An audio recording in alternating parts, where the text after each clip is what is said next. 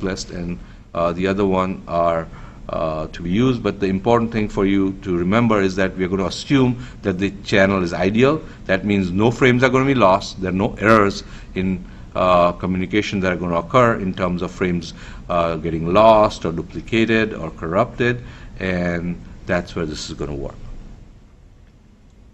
So here is a pictorial diagram of that, and some of the students are doing projects where this is involved, so they actually have a scene where you will see the data frames going back and forth, errors happening. At one point, if I have time, I'll go and post some of these so you can play with the software to see how this flow control occurs. But for now, let's just go through this slide.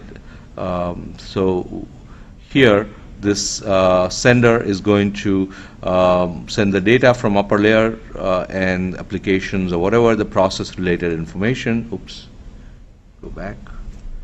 And it's the network layer that's responsible for getting that data and passing it on to the data link layer, which has to create all those frames. And once it creates those frames, it passes on to the physical layer, and that frame would be passed on. All these data frames would go through the physical layer and would be received at the other layer, passed on higher through the data link layer where the frames are now assembled. If the sequence gets messed up, for example, the TCP person was explaining how the sequence is important and if what happens if the frames drop, etc. So here is where all of that happens, and then network layer receives all that and passes on to the higher level.